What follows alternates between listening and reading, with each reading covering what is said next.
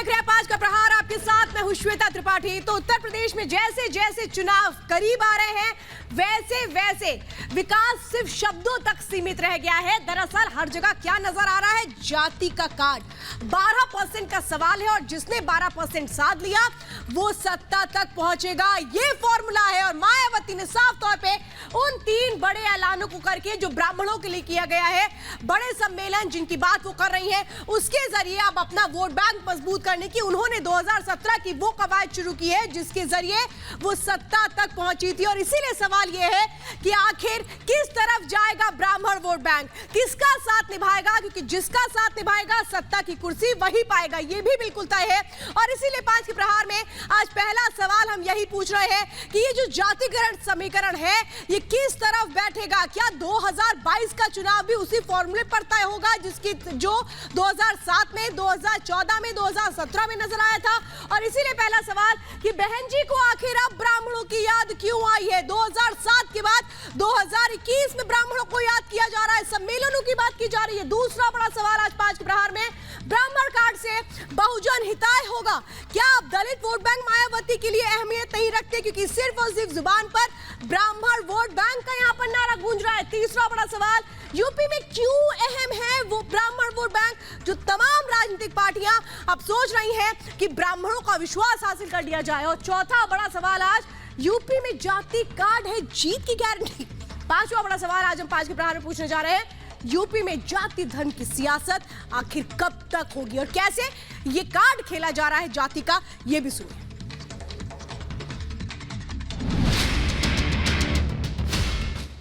हमारा वोट का प्रतिशत समाजवादी पार्टी से भी ज़्यादा था, लेकिन ये ब्राह्मण समाज के लोग इनके बहकावे में आ गए। लेकिन इनके साथ क्या हुआ ये सब आप लोगों को मालूम है, कितनी जाति इनके साथ हो रही है। मैं ब्राह्मण समाज से भी यही उम्मीद करती हूँ कि इनको कितना परखोगे, कितना आजमाओगे। इनको आजमा लिया आपने 5 साल, अब इनको तिलांजलि देनी चाहिए और बीजेपी के बहकावे में ना आकर तो सन 2007 की तरह बीएसपी से इनको जुड़ना चाहिए। ब्राह्मण त्यागी होता है, ब्राह्मण लालची नहीं होता। ब्राह्मण को आप झुंझुना मत दीजिए, कोई प्रलोभन नहीं दीजिए कि आपको मंत्री बना देंगे, आपको ये बना देंगे, आपको ये दे देंगे, आपको व्हाटएवर जो भी उन्होंने एक क्लोज डोर में लालच दिया होगा, अब ये नहीं होगा।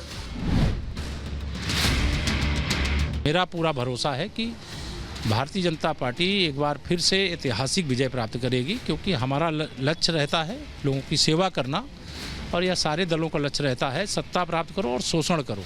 तो दोनों के कार्यशैली में अंतर है, इसलिए हमारी पार्टी लगातार मजबूत हो रही है और इनकी पार्टियां सब धीरे धीरे करके गायब हो रही हैं। और इसी को कहते हैं राजनीति, जहां पर नफा नुकसान तय हो करके बोली होती है, जहां नफा नुकसान तय करके समीकरण बिठाए जाते हैं और मकसद सिर्फ एक होता है कि कैसे कुर्सी हासिल कर ली जाए, जो शुरू हो चुका है 2022 के लिए। और आज हम यही बात करेंगे कि ब्राह्मण वोट बैंक मजबूत करके सत्ता तक पहुंचने का ये फॉर्मूला इस बार किसके साथ जाता है, कौन इस पर अपनी पैठ जमा पाता है? मेरे साथ इस वक्त खास मेहमानों का पैनल है।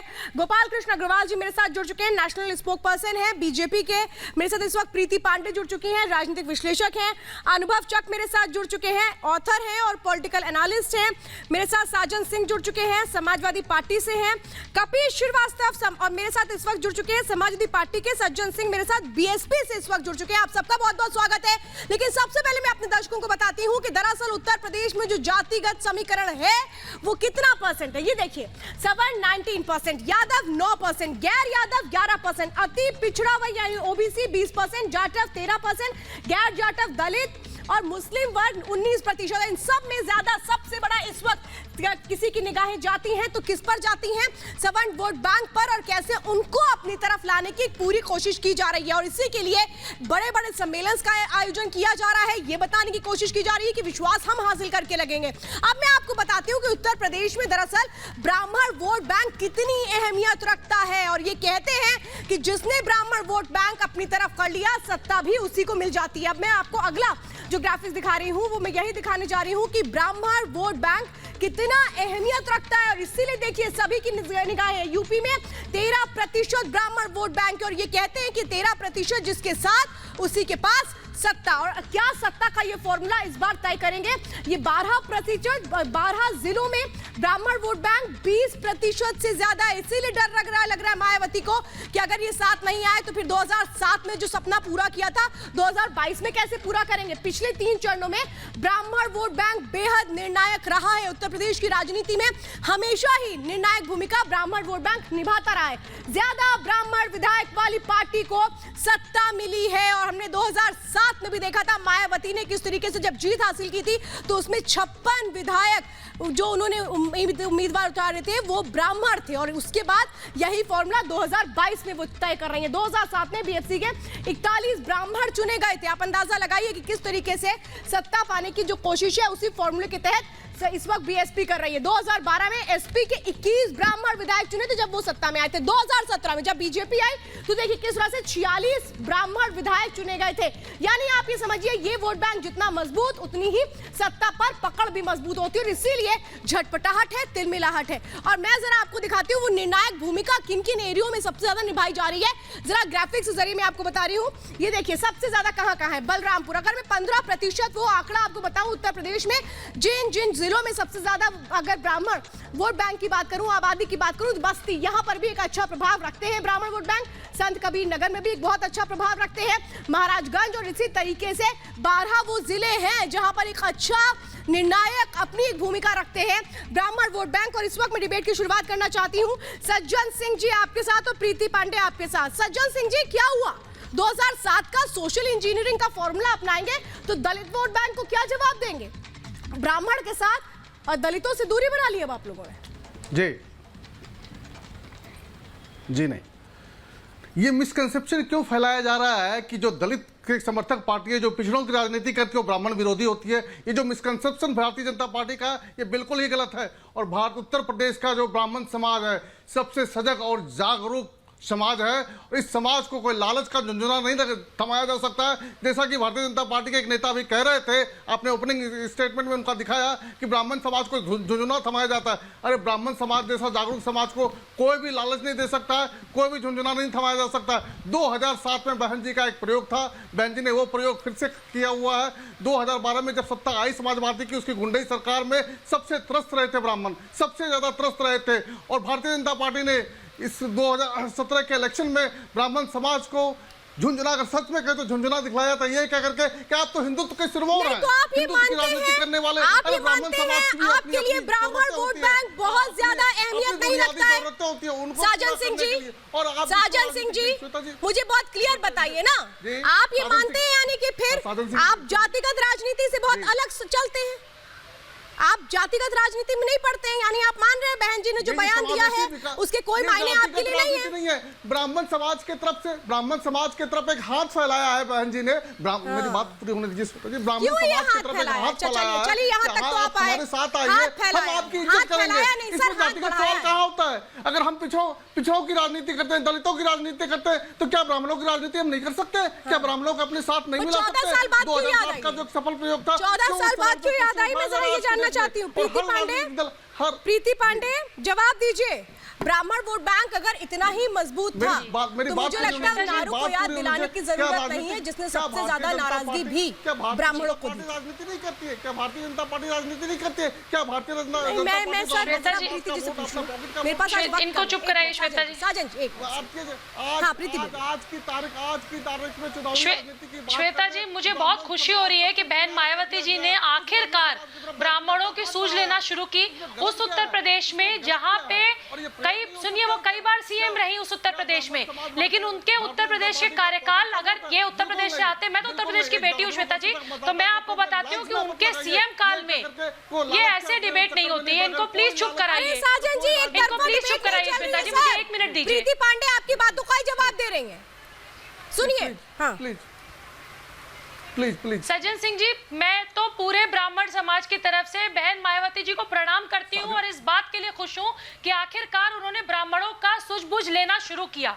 आपको याद होगा, आप इस बात को मानेंगे नहीं क्योंकि मैं उत्तर प्रदेश की बेटी हूं, इसलिए मैं आपको एक बात बताती हूं कि ब्राह्मण जब आपकी बसपा की सरकार उत्तर प्रदेश में रही है, सुन लीजिए उत्तर प्रदेश, सुन लीजिए, अरे मैं ब्राह्मण हूँ, ब्राह्मणों की जो दुर्दशा बसपा सरकार में हुई है, जिनके नाम के आगे टाइटल में पांडे, मिश्रा, त्रिपाठी, ओझा, दुबे लिखा रहता था ना, उनको नौकरी नहीं मिलती थी। बसपा राज में नौकरी नहीं मिलती थी, बसपा राज में उनकी दुर्दशा की गई है सिर्फ उनके स्वर्ण जाति में होने की वजह से। बहन मायावती की सरकार में, अब बहन मायावती की सरकार में नहीं, सपा की सरकार में भी, कांग्रेस की सरकार में भी आज जो सारे नेता ब्राह्मणों को पूछ रहे हैं, इन सारे लोगों ने ब्राह्मणों का त्याग किया है, इन सारे लोगों ने ब्राह्मणों के साथ गलत व्यवहार किया है। सिर्फ स्वर्ण जाति में आने की वजह से आप लोगों ने दुर्दशा की है और अब आप लोगों को फाइनली पता चल गया है कि आप लोगों को हर जाति को पूछना पड़ेगा। अगर आप क्या बात कर रहे हैं, सुनिए, अरे मेरी सरकार नहीं, मैं भाजपा से नहीं हूँ, भाजपा की बात भाजपा से करिएगा। अगर 1000 नौकरियां श्वेता जी निकलती थी ना, तो 900 जातियां, सुन लीजिए, 900 नौकरियां इनके जातियों से आती थी और ब्राह्मणों की तो कोई नौकरी नहीं लगती थी, ब्राह्मणों का कोई काम नहीं होता था। ब्राह्मण अफसर की पोजीशन, ये ट्रांसफर और पोस्टिंग करते थे। देखिए प्रीति, मैं तो एक बात सीधा समझूंगी, अगर ये वोट बैंक आपका था तो मजबूती के साथ क्यों नहीं आपका बनकर रहा? वो विश्वास कहां खो गया? और सवाल ये है कि आप लगातार एक वोट बैंक की बात करके, वो वोट बैंक जो आपको अपना समझता था, जिसका मसीहा आप खुद को बोलती थी, उसके बारे में क्या नजरअंदाज करके आप उसको दर्द नहीं पहुंचा रहे हैं? मैं जरा इस वक्त आपका सीधे रुख करूंगी और मेरे साथ इस वक्त सीधे बीजेपी सांसद जुड़ चुके हैं, रवि किशन इस वक्त मेरे साथ सीधे जुड़ चुके हैं। रवि किशन जी, मैं आपसे सबसे पहले समझना चाहती हूँ, अब मायावती क्या सोशल इंजीनियरिंग के जरिए 2007 का जो उनका सपना पूरा हुआ कुर्सी वाला, वो 2022 में भी उसी फॉर्मूले पर आगे आने की कोशिश और इसीलिए ब्राह्मण वोट बैंक का सहारा?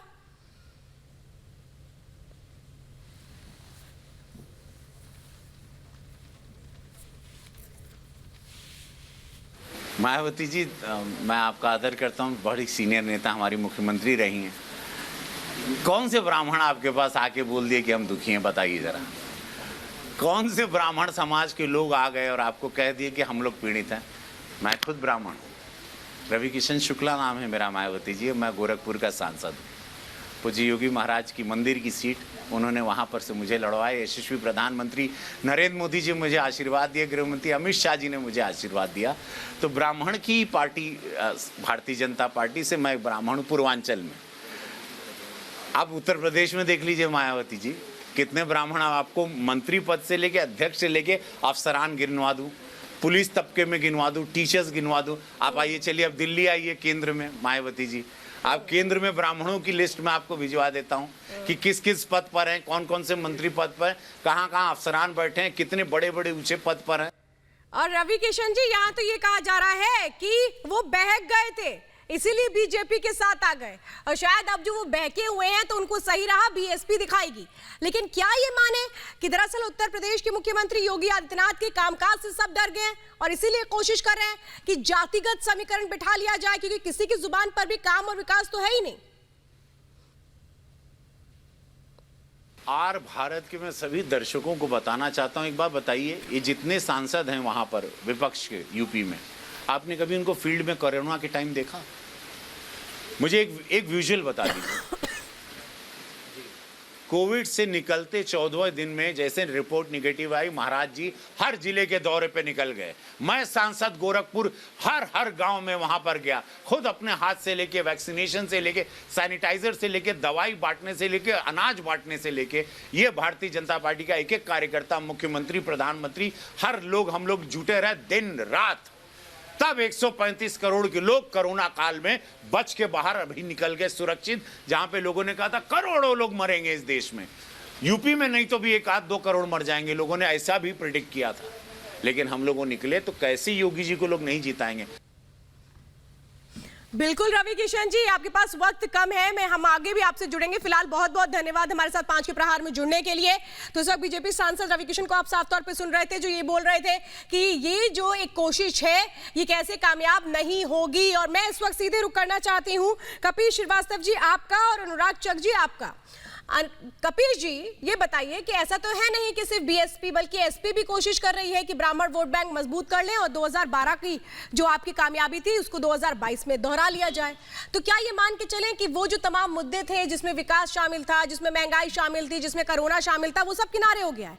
सिर्फ और सिर्फ एक कोशिश है कि कौन सी जाति जिसका वोट बैंक मजबूत है वो हम ले लें और उसमें ब्राह्मण वोट बैंक को साधने की कोशिश। देखिए श्वेता जी, बहुत सीधी सी बात है कि समाजवादी पार्टी सभी जाति और धर्मों की पार्टी है। यहाँ विशेष जाति कोई मतलब ही नहीं होता है।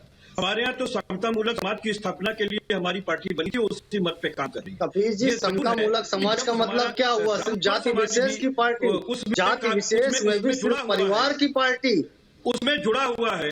अरे कुछ डीजीपी से लेकर कपिल जी को बोल लेने दीजिए, अनुभव जी इसके बाद आ रही हूँ आपके पास। कपिल जी को जरा बात पूरी कर लेने दीजिए, 30 सेकंड में फिर आ रही हूँ। हाँ कपिल, भारतीय जनता पार्टी क्या बोलेगी? भारतीय जनता पार्टी क्या बोलेगी वो तो अलग विषय है। अरे बैठिए गोपाल कृष्ण जी, बीजेपी से मैं उनसे सवाल ले लूंगी। बीजेपी के मसले पर आप लोग बात मत करें। खाने तक सिर्फ एक ही जाति का कब्जा और आप संख्यामूलक समाज की बात कर रहे हैं। मैं खुद गोरखपुर का हूँ, गोरखपुर से आपके साथ लड़ाई हूँ। रवि किशन जी झूठ बोल रहे थे, रवि किशन जी झूठ बोल रहे थे। कोविड काल में रवि किशन जी नहीं हिमालय पहना कर घुमाया गया, उसको समतामूलक समाज की स्थापना करते हैं। इस तरीके से मुख्तार अंसारी जैसे लोग उत्तर प्रदेश की जनता को जो जितना बड़ा अपराधी उतना बड़ा समाजवादी। आज की तारीख में आप समतामूलक समाज की बात करेंगे? आपने उत्तर प्रदेश को गुंडा युक्त शासन किया, आपने उत्तर प्रदेश को अपराधों में छोड़ दिया, आपने उत्तर प्रदेश को कुशासन में छोड़ दिया, आपने उत्तर प्रदेश को भ्रष्टाचार दिया। आप यहाँ बैठ के लेकिन इस पर आप बात कहाँ कर रहे हैं कपिल जी? बात कर रहे हैं, मैं तो यही पूछ रही हूँ ना। भ्रष्टाचार की बात आप कर रहे हैं, आप तो सिर्फ और सिर्फ एक ही तरफ की बात कर रहे हैं।